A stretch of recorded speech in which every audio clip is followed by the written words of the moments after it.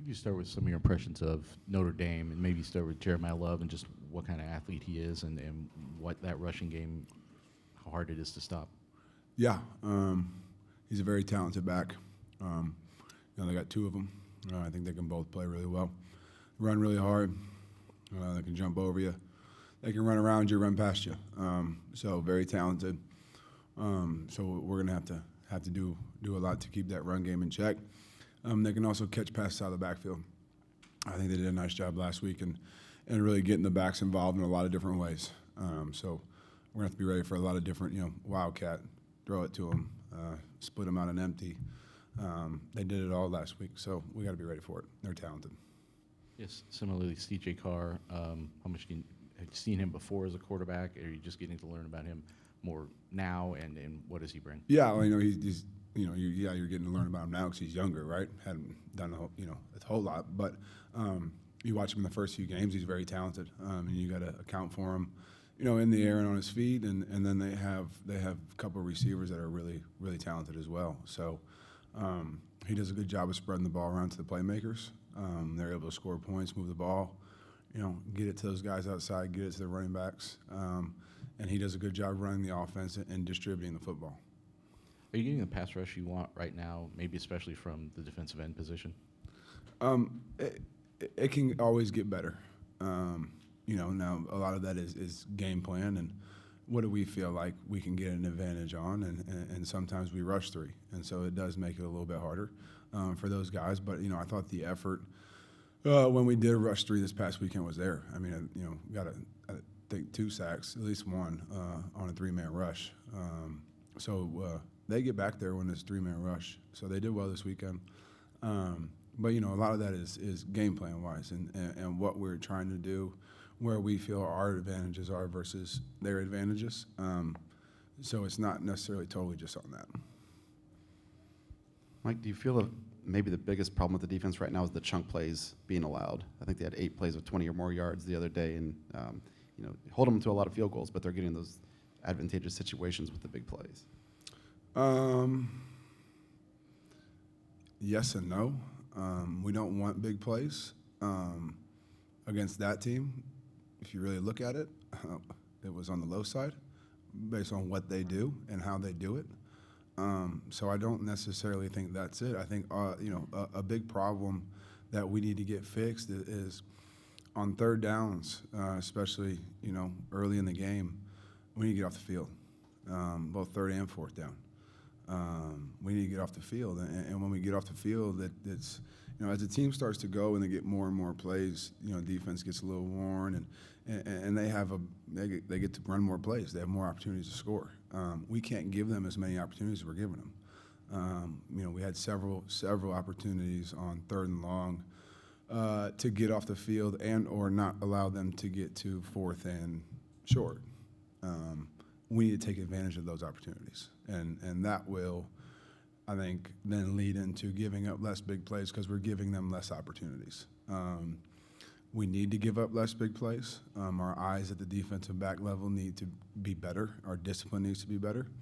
But if we can learn to get off the field on the opportunities that we have, we'll be a better defense.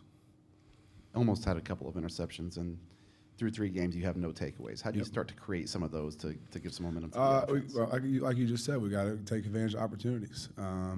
We thought through this past game that there was 4, kind of got to have them, and so we're going to continue to work on that, continue to change up the looks for the quarterback, and do what we can to, whatever we feel like our strength is going to be against their offense. Last week it was dropping 8 and letting him think about it for a minute, and he threw it to us 4 times. We just got to take advantage of those opportunities. It just depends on what the game plan is and what we're going to do. But one way or another, we got to confuse the quarterback, get him to throw us the football, and then catch it when he does. Do you feel like forcing turnovers can be contagious? Like when you get one, it kind of snowballs? Yeah, most definitely. I mean, it's playing good defense is contagious. So yeah, I think once we break down that wall, hopefully they'll continue to come. Yeah, Coach Miles Slusher was all over the field Saturday. Yes. Just talking about Miles, thinking of the team in tackles too. Yeah, I thought he played the way that he is capable of playing.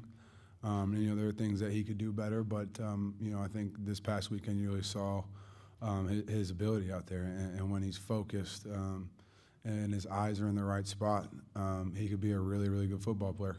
We have to be more consistent with having our eyes in the right spot and being focused, and he'll be able to make more plays like he did this weekend. And talk about Smiley Bradford from East St. Louis. He's a guy that seems like he's making a move too. Yeah, he's really come along. We've expanded his role in the defense. We've counted on him more with the things we want to do.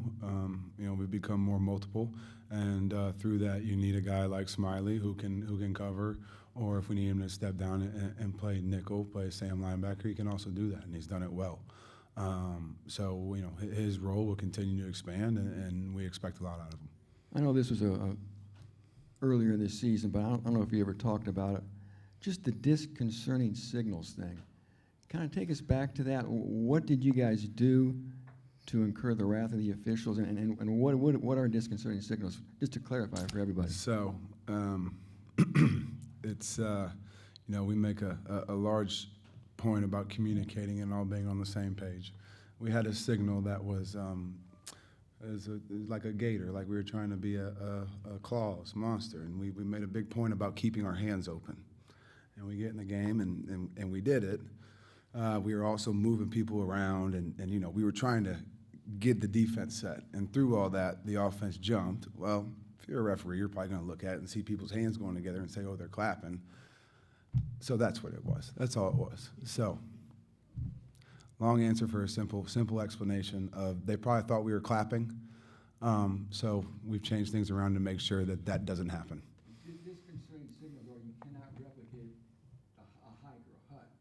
We can't. You cannot clap. A clap is reserved for the offense. The defense is not allowed to clap their hands at any point. Anything else you can't do? Yes. Those words you said, like hut, hike, go, I think there are words reserved for the offense. There are words reserved for the defense. We are allowed to say move or shift. Any other questions for Coach Scherer?